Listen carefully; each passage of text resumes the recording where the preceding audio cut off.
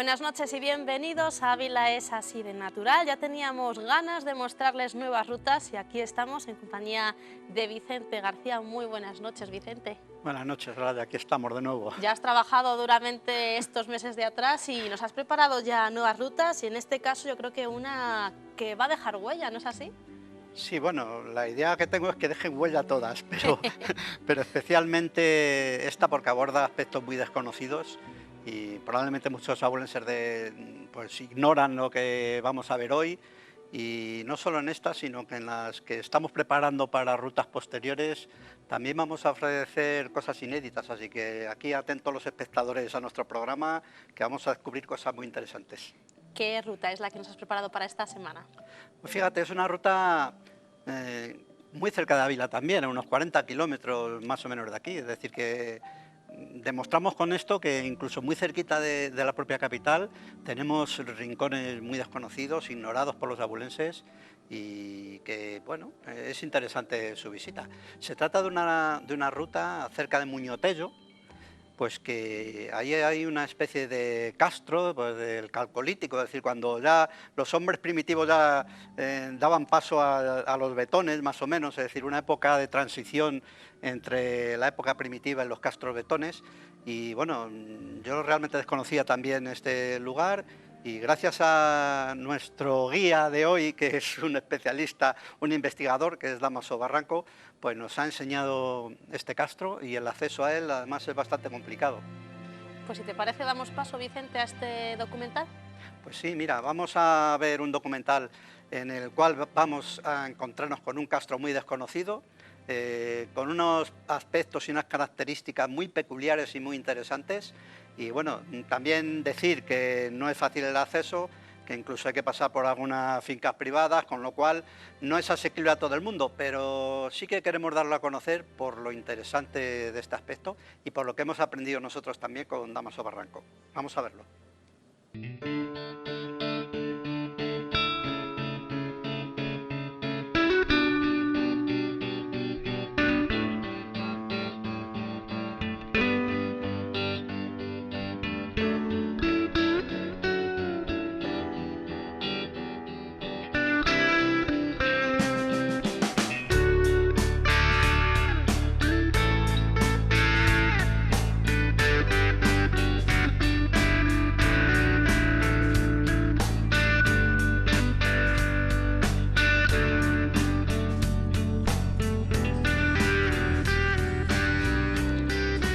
La ruta de hoy nos descubrirá nuevos y espectaculares paisajes y también cómo nuestros antepasados supieron buscar enclaves estratégicos para sus poblados.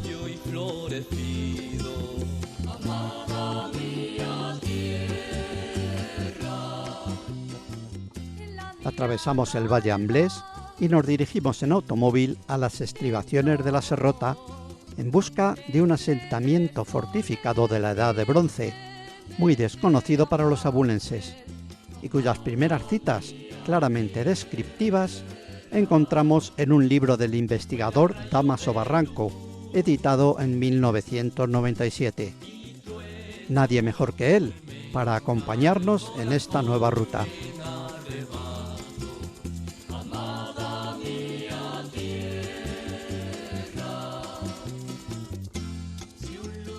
El acceso a la zona resulta complicado y es necesario circular por varios caminos de tierra.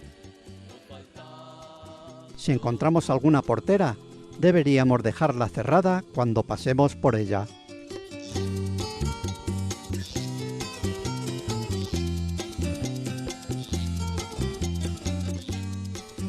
La subida al Picote de los Moros por su parte norte y oeste solo es apta para montañeros y escaladores.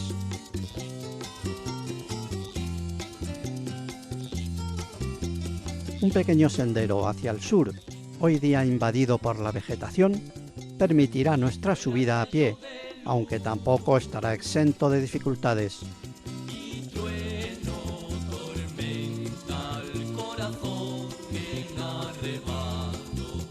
Si abandonamos la ruta por error y nos introducimos en alguno de los cercados existentes, tendremos que realizar un esfuerzo adicional para incorporarnos de nuevo a la invisible trocha.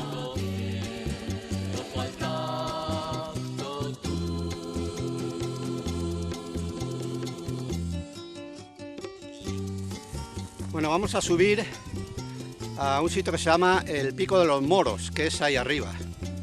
Y digo lo de vamos a subir porque no lo sé si lo conseguiremos. No hay camino y el guía que nos conduce hoy es bastante experto en estos lares, pero la subida es complicada. Hay un poblado de ladrar de bronce ahí arriba, muy poco conocido, y bueno, tenemos bastante interés por ver en qué condiciones está y las características de dicho poblado. Así que vamos a intentarlo. El Pico de los Moros, ahí arriba.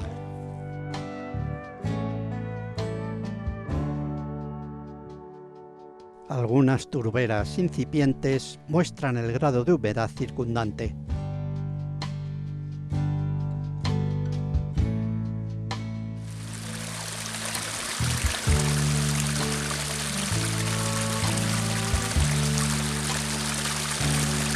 Los prados suelen estar empapados de agua por aquí, pues nos encontramos en plena ladera de la Serrota.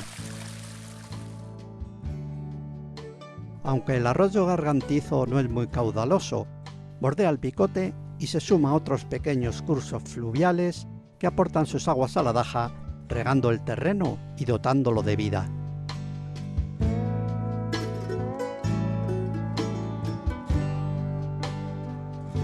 Echamos un último vistazo a nuestro punto de destino antes de iniciar la subida.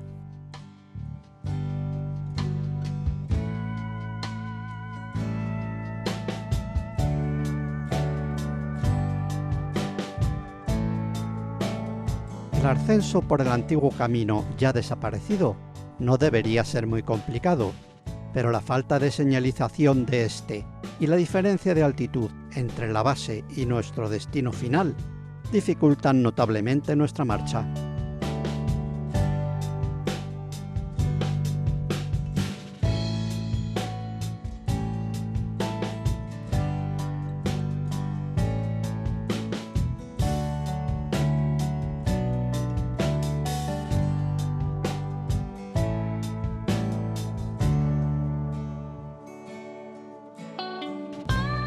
A nuestra espalda, el impresionante macizo de la Serrota preside majestuosamente el paisaje.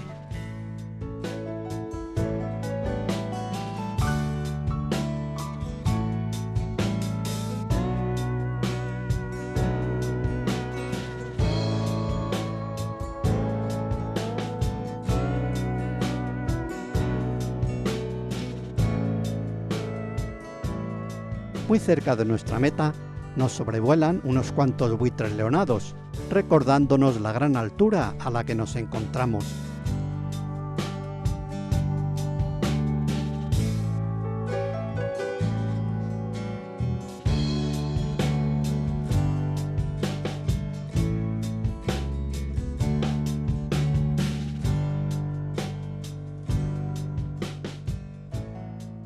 Por fin estamos llegando al primer recinto.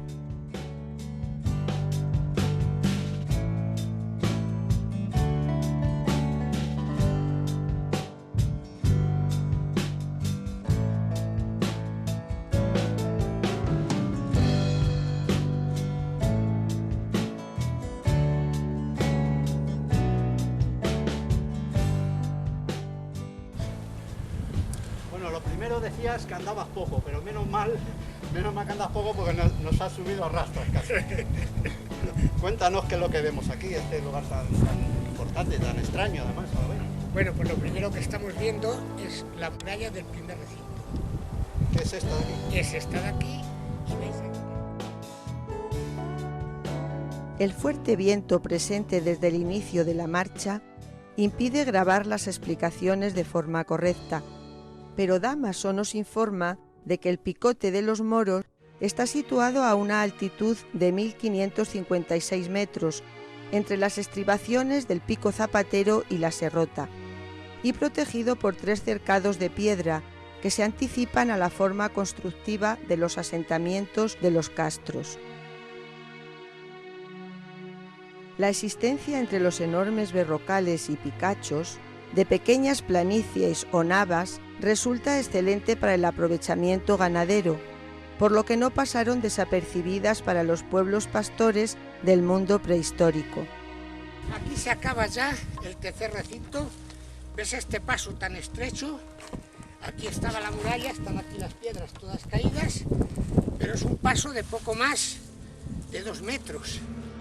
La explanada del Nos cuenta el investigador que según los estudios hasta ahora realizados, este asentamiento puede ubicarse en el Bronce Antiguo, entre el tercero y el segundo milenio antes de Cristo, una época convulsa y de disolución del mundo calcolítico, durante la que aparecen nuevas formas de realizar los asentamientos. Según el mismo autor, podemos considerar al Picote de los Moros como el primer asentamiento abulense con verdadero espacio amurallado.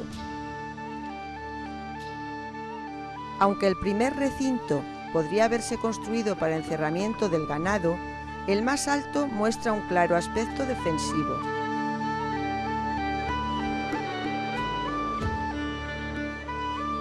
El paisaje desde aquí es impresionante. Hacia el suroeste, la espectacular serrota inunda nuestra vista. Hacia el norte, se domina todo el Amblés. Los pueblos más cercanos parecen pequeñas maquetas, y los rebaños de vacas del fondo del valle aparecen como pequeños puntos entre las praderas.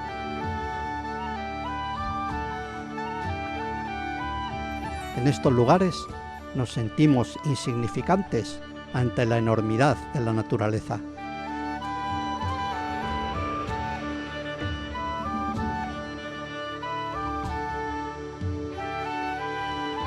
Tenía que ser una muralla maja, ¿eh? Y ahora verás cómo sigue por arriba. Es que iba por arriba. Imagínate aquí el Nos cuenta Dámaso que esta es la muralla más antigua de Ávila. De hecho, según nos comenta, es de final del Bronce. Es increíble e impresionante encontrarnos con unas características de este tipo a estas alturas, a 1400 metros de altitud. Vamos a seguir explorando, que hoy tenemos un guía de excepción y de lujo.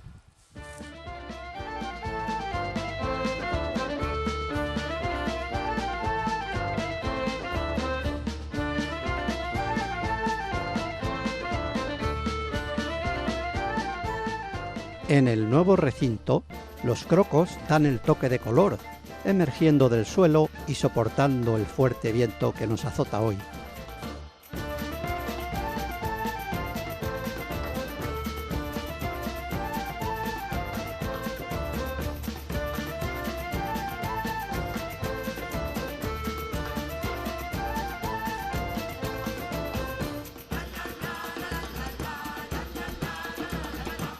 El paso del tiempo y la climatología han recreado figuras casi imposibles sobre el terreno.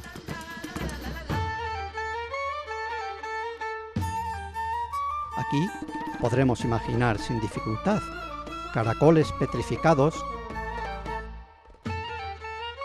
y diversas formas de fácil identificación.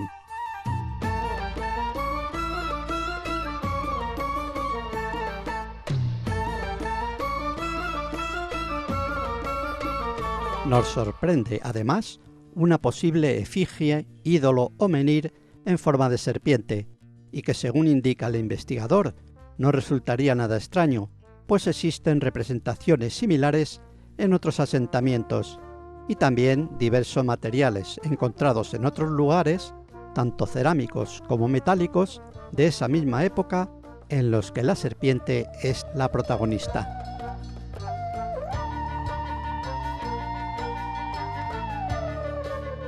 La sombra casi fantasmal de un caballo prehistórico aparece entre las rocas.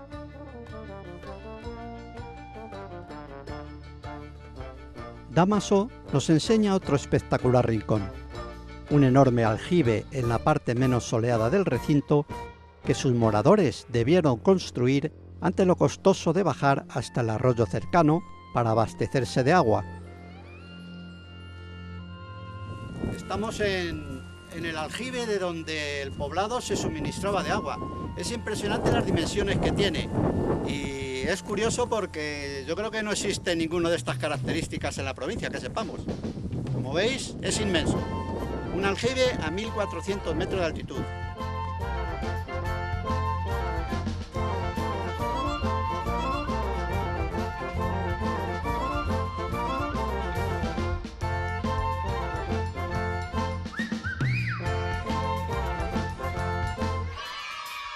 Este depósito debió ser muy efectivo, ya que incluso en plena sequía muestra en su fondo, con muchos sedimentos, restos de agua y humedad.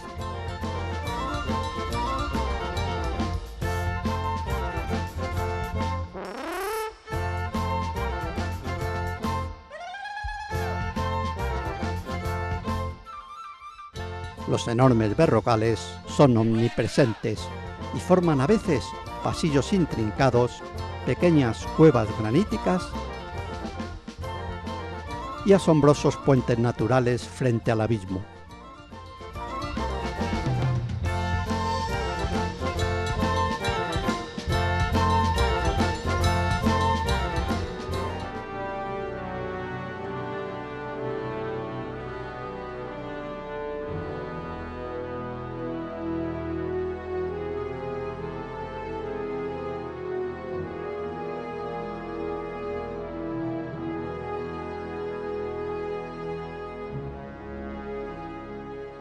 A nuestra espalda, el Picote, elevación que da nombre a este lugar.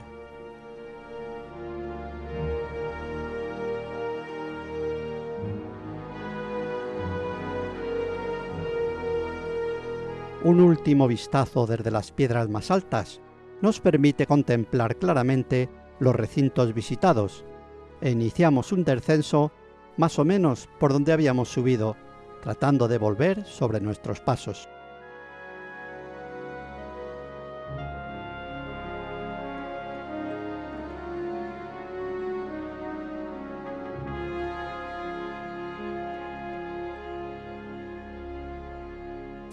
Estamos de regreso, pero si la subida ha sido dura, la bajada también. No me explico cómo podían hacer poblados a esa altura y en estos sitios tan escarpados. Ahí arriba hemos estado y de ahí venimos. Impresionante el paisaje que se puede contemplar desde allí. Estamos un poquito cansados, pero también porque es que no paramos ni un segundo. El guía que hemos traído hoy no para, pero ni para beber agua. Así que vamos hacia el coche y regresaremos a Ávila.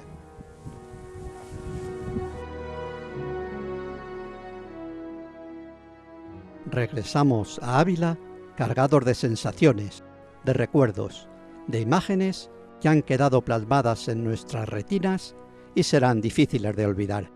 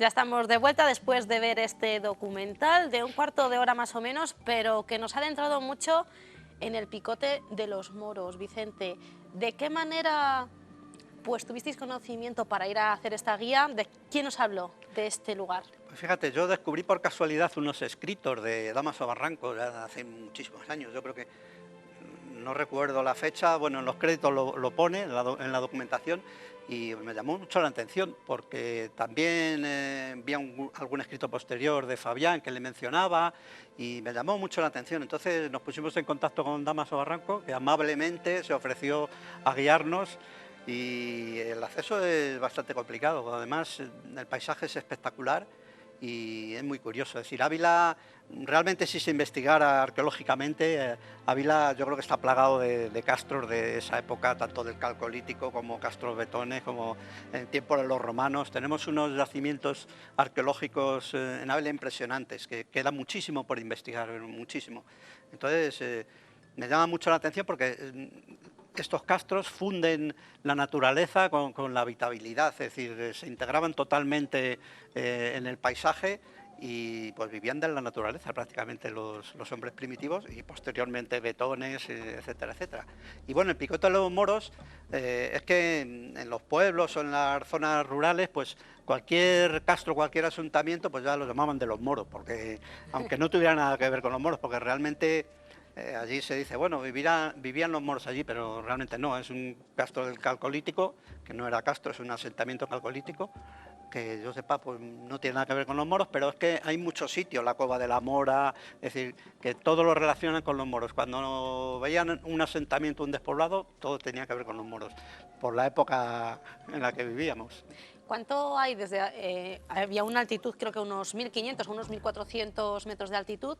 La subida se ve que cuesta, no hay camino, ¿no? No hay camino. No, realmente se accede, y si tienes todo terreno, se accede por un camino bastante complicado y luego hay que subir andando, pero ha desaparecido el camino porque antes había una pequeña trocha, pero yo creo que no se visita ese lugar en casi ningún por casi ninguna persona, entonces no hay modo de acceder. Nosotros, incluso llevando el guía, pues había un momento que no sabíamos ni por dónde íbamos, pero bueno, es muy interesante y unas vistas impresionantes hay desde allí.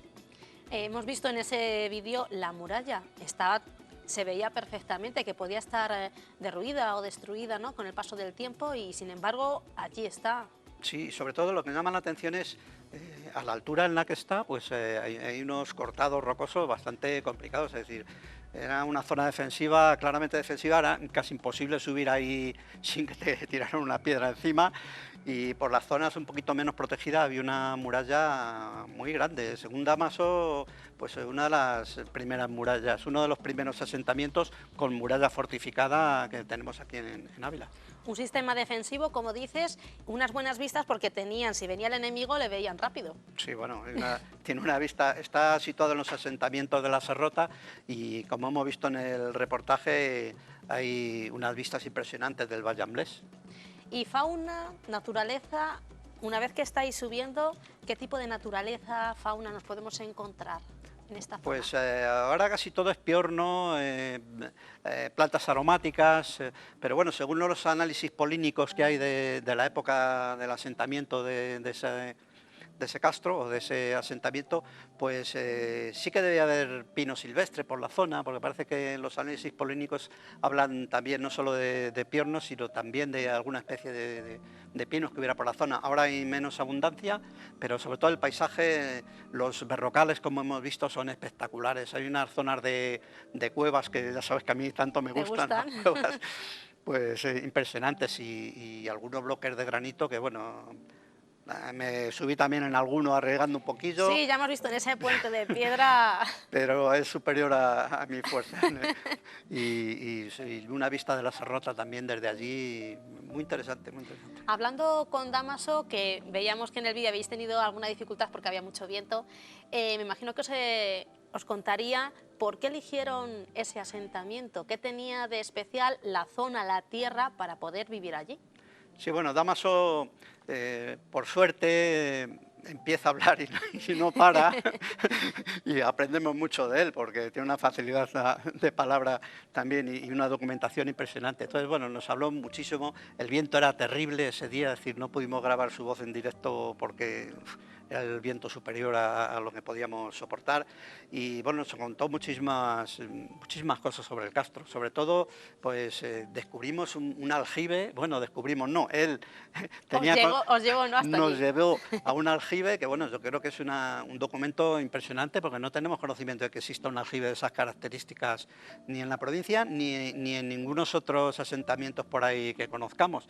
Y estuvimos metidos en el aljibe, como hemos visto en el documental, pero es impresionante. Es decir, lo que vimos allí me impresionó a mí y a los compañeros que íbamos, y sobre todo notamos pues una magia de estos lugares que te metes en ellos y notas que tiene fuerza a tu alrededor. Yo creo que también los hombres de esa época buscaban algún contacto con la naturaleza, con algún tipo de energía que también les llevaba a construir allí esos asentamientos, no solo a nivel estratégico, sino también a nivel energético, creo yo. Y hablando con Dámaso, me imagino que también, y descubriendo esta ruta y este asentamiento, le preguntaríais, Dámaso, ¿hay más lugares de este tipo repartidos por la provincia, como decías al principio, desconocidos para mucha parte de la población, incluso para vosotros que hacéis rutas habitualmente? Y eso os gusta, me imagino, descubrir nuevos lugares que prácticamente no se conocen. Sí, sí, Damaso además tiene algunos años más que nosotros y muchas más rutas andadas y muchos asentamientos. Nos está animando también a visitar otros lugares y poco a poco iremos descubriéndolos también para los abulenses. Además también hacéis que la gente se anime a hacer este tipo de rutas que no son tan habituales. Tampoco va a ser una peregrinación turística, por así decirlo, pero seguro que algún atrevido, viendo a vosotros, se atreve. Sí, bueno, sí, la idea es que conocer ese tipo de lugares. Lo que sí que queremos también dejar muy clarito es que siempre que se acceda a un sitio de estos, ver que se puede acceder, que no está protegido por la Junta y, por supuesto, no tocar nada. Es decir, no llevarse si hay restos de cerámica o tocar una piedra y moverla. Es decir, la idea es visitar esos lugares respetándolos, aprendiendo mucho si llevamos un guía, como en nuestro caso, y sobre todo no tocar nada. Es decir, vimos, por ejemplo, en el documental hemos visto una especie de efigie que había de una serpiente, que ya la habían señalado con los ojos, con una piedra, entonces eso no puede hacerse. Es decir, hay que dejar las cosas como están y para eso están los arqueólogos que con su autorización correspondiente proceden a levantar y a documentar todos esos sitios. Entonces, bueno, animamos a visitar estos lugares. Pues siempre teniendo en cuenta esa conservación. Teniendo en cuenta tanto la conservación de la naturaleza que hay alrededor, como por supuesto de todo el material que existe allí, que allí hay que dejarlo y sin tocarlo. Pues con estas pautas que nos da Vicente nos vamos a ir a publicidad, pero a la vuelta estén muy atentos porque vamos a hablar de libros, revistas y también de alguna herramienta tecnológica que les va a llamar la atención y que nos hace la vida más fácil. A la vuelta hablamos de todo ello.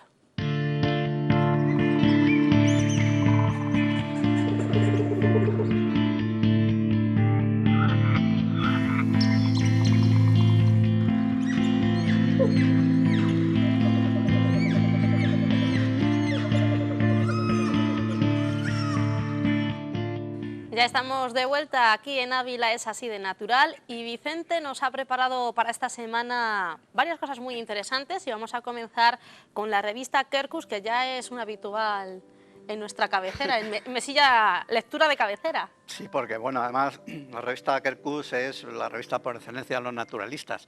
De hecho, en el número de hoy, de este mes, pues podemos ver una portada espectacular de un oso pardo. No quiere decir que haya un monográfico del oso, porque precisamente habla un poco de si estamos haciendo bien el tema de la conservación en la naturaleza. Pero destacamos hoy Quercus porque es el número 400. Nada más y nada menos. En una revista de estas características de conservación y defensa ambiental, llegar a 400, es decir, 38 años de edición que lleva esta revista, es todo un hito en la historia editorial, porque bueno, ya sabemos que las publicaciones no suelen mantenerse mucho. Entonces hay que felicitar el trabajo de Quercus y a todo el equipo porque es impresionante. Y bueno, destacar unas cuantas noticias nada más de la amplia revista que tenemos aquí.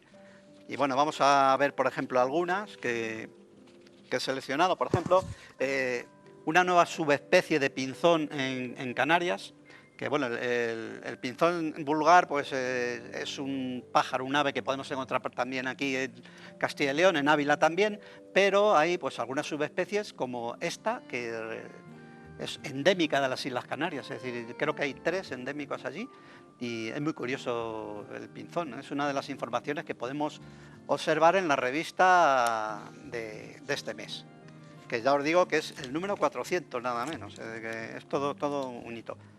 Luego nos habla también de la flora vascular española, la historia de publicaciones sobre el flora en España. Habla desde las primeras que hizo John Kerr, que es una la que vemos aquí, esta de John Kerr, hasta la última que hay ahora, que la está realizando pues el Jardín Botánico, que es una serie de ediciones sobre flora vascular española, que aún no está finalizada porque bueno, son miles y miles las plantas que tenemos y es muy complicado el contemplarlas todas. Estas son 2 de las noticias más destacables que he visto, pero también hay alguna más porque nos acaba de llegar hace solamente unos días. Y vamos a mostrar sobre todo el apartado de actualidad. Porque ¿Y cómo está marcada la actualidad en Quercus? Pues hay de todo. Hay cosas buenas sobre noticias interesantes y hay cosas también malas. Por ejemplo, tengo marcada yo aquí una que es de una actividad minera, para variar, que es un rechazo de los grupos ecologistas a una mina que quieren hacer en la Sierra de la Culebra. Hay que contemplar, bueno, que la zona donde quieren hacer esta mina en la Sierra de la Culebra es parte de la Red Natura 2000 y es un espacio protegido, es decir, hay veces que, no sé, no nos cabe en la cabeza que quieran hacerse este tipo de actividades en zonas teóricamente protegidas. Y bueno, las minas no suena mucho porque ya sabéis que en nuestra aquí, provincia, en nuestra provincia tenemos nuestra pelea con las minas y estamos algunos en lucha pues porque no se hagan. Y luego hay otra noticia también para finalizar, que bueno, es bastante preocupante porque nos comenta en el apartado de actualidad que hay un declive sin precedentes en las especies que están desapareciendo. Es decir, es una cosa brutal lo que hay aquí. Y nosotros tenemos mucho que ver seguro, ¿verdad, Sí, Vicente? bueno, el hombre siempre no suele mejorar la naturaleza, no. sino suele empeorarlo. Bueno, de hecho, menciona esto, que hay un declive sin precedentes y pone pues, un montón de especies que van a desaparecer. Dice, casi 1 millón de especies están en peligro de extinción en el mundo. Es decir, es fácil decirlo. 1 millón de especies de peligro de extinción. Es decir, y no nos damos cuenta, ¿verdad, Vicente? Muchas veces de lo que estamos haciendo con la naturaleza, en este caso con estas especies. No nos damos cuenta, pero claro, yo creo que la gente es consciente de que cada vez hay, nada más que veamos, ahora mismo estamos en pleno verano casi, y hay una ola de frío, hay lluvias torrenciales, el tiempo está loco y la gente lo dice, pero claro, sí. No es que esté loco, es que le hemos vuelto loco nosotros con la contaminación, con las actividades frenéticas, la emisión de contaminantes a la atmósfera, calentamiento global, plásticos en el Polo Norte, en los peces, es decir, el hombre debe cuidar más la naturaleza porque es que es parte de nosotros mismos. Entonces, una de las pocas cosas o de las muchas cosas que recoge Quercus, y bueno, considero que es una revista muy interesante para todo el interesado por la naturaleza. Todo el que esté interesado ya sabe que quercus.es, ahí puede tener más información acerca de esta revista. Y vamos a seguir porque tenemos también un libro relacionado con la naturaleza y en este caso con plantas silvestres de Madrid. Sí, además que bueno, siempre comentamos novedosos. Y tanto porque ¿se ha presentado o no se ha presentado? Exactamente. Para los que estén viendo el programa en directo, pues digamos que se ha presentado esta tarde, se estaba presentando esta tarde en el Jardín Botánico de Madrid. Para los que le vean en diferido, pues diremos, se presentó hace unos días relativamente pronto en el Jardín Botánico de Madrid. Pero bueno, es un libro novedoso porque es Plantas Silvestres de Madrid y a pesar de que es de Madrid, le hemos querido traer porque la mayoría de las plantas que podemos encontrar en la zona de Madrid también las podremos encontrar por aquí en Ávila y es una selección de plantas silvestres de Madrid. Está escrito, bueno, es de editorial Links, que es una editorial muy potente en este tipo de publicaciones y la verdad es que la calidad de todos los libros que edita Links es impresionante. Estamos viendo imágenes precisamente, Vicente. Exactamente, y está escrito por Eduardo de Juanna, como hemos visto, que bueno, Eduardo de Juanna es un profesor de zoología de la Universidad Complutense de Madrid. Aunque está especializado en aves, pues ha dado un gran salto en este libro, que es de tema botánico. Muchos le conocerán a Eduardo de Juana porque ha colaborado mucho, es uno de los fundadores de SEO, de la Sociedad Española de Ornitología, y bueno, ha dado mucha caña tanto en su fundación como en programar actividades, y por eso Eduardo de Juana es muy conocido también. Se basa este libro pues en una, como estamos viendo, en una información gráfica y en claves botánicas, es decir, tanto para el aficionado puede mirar las fotografías, como a la izquierda, esto que estamos viendo ahora, son las claves de las plantas. Las es características, decir, ¿no? Las características, que flores amarillas, pues te vas a página tal.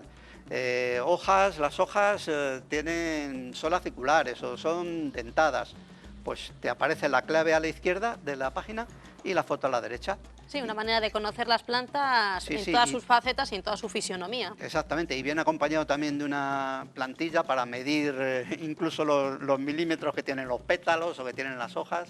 Entonces un libro muy interesante, muy novedoso, recién presentado, y que creo que, bueno, hay una entrevista también en Links, en la web de Links, pues una entrevista de Lisa Badia, que es muy interesante también porque, bueno, le hace una entrevista al autor y que cómo ha dado el salto de la zoología a la botánica, aunque también es experto en botánica.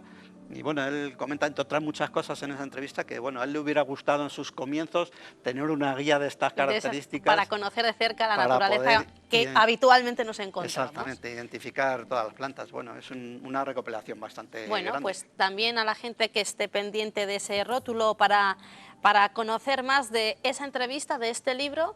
Y decías que era novedoso este libro, pero también traemos otra novedad, en este caso tecnológica, Sí.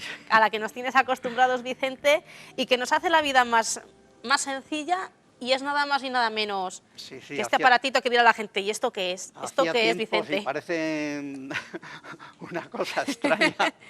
¿Qué es exactamente? Pero es muy útil. Pues fíjate, son unos ratones de Hamma, que es de vez en cuando nos cede artilugios de este tipo, y como veis, son un poco extraños ya la gente, pero bueno, qué ratón más raro, ¿no? Pero tiene su porqué, Sí, ¿no? sí, sí.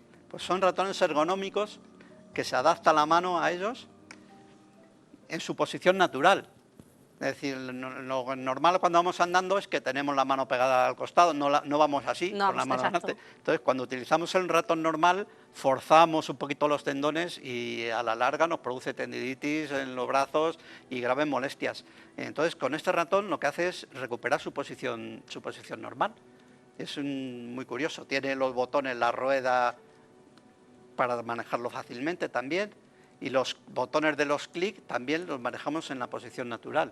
Entonces, Hamma tiene dos modelos de este tipo de ratón. Uno es con cable, que ¿no? es el que tienes tú, y otro es que es inalámbrico, sí, exactamente, ¿no? El cable, bueno, para algunos les viene mejor el cable porque se fían más a lo mejor de él, pero hay uno con cable y otro es inalámbrico, que es el que tengo yo. Y el inalámbrico es muy facilito de utilizar porque tiene las pilas incluidas, no es más que quitar el clip de las pilas. Y funciona ya. Y tiene un conector micro USB que se conecta al ordenador y en unos segundos está funcionando el ratón. Antes de presentarla aquí, pues le hemos querido probar, claro, llevamos más o menos... ¿Y lo has probado, Vicente? Sí, sí. ¿Y qué tal? Llevo más o menos un mes con el de cable en mi Enséñanos, ordenador. Vicente, nos comentan. Sí. Que enseñemos para que lo fácil que es. Es fácil, se saca el conector... La micro USB. Sí, el USB está aquí y esto es bueno para evitar que se gaste la pila. Una vez que tiramos de ellos está la pila en funcionamiento. Entonces tiene Decías que llevas un mes utilizándolo, sí. Vicente. Y la verdad es que sí que he notado, porque bueno, son muchas, como sabes, son muchísimas horas las que me tiro yo con el ordenador, tanto en el trabajo Todo como el en día, casa, todo el día estás prácticamente, toda la prácticamente. noche, duermo poco a cuenta del ordenador. Y sí que he notado bastante mejoría porque sí que tenía molestias, la verdad es que en los tendones, y bueno, incluso en la caja especifica un poquito, pues que lo que comento yo, de la posición natural del brazo y cómo con este ratón pues mejora bastante. Es decir, esta es la posición normal, Natural, por así decirlo, natural, ¿no? con nuestro ratón, que tenemos la mano un poco torcida, y esta es la del ratón convencional, que bueno, cruzamos ¿dónde los forzamos? tendones y a la larga produce molestias. Y bueno, yo Ya te digo, lo he querido probar y sí que tengo que reconocer que sí que he notado mejoría. Al principio te cuesta un poquito, porque son muchos años ya con el ratón normal y Sobre todo en los clics, ¿no? Que estás sí, acostumbrado... pero a la larga, ya te digo, con menos de un mes de uso que llevo con él, sí que he notado mejoría y más relajado el brazo, con menos molestias de las que tenía.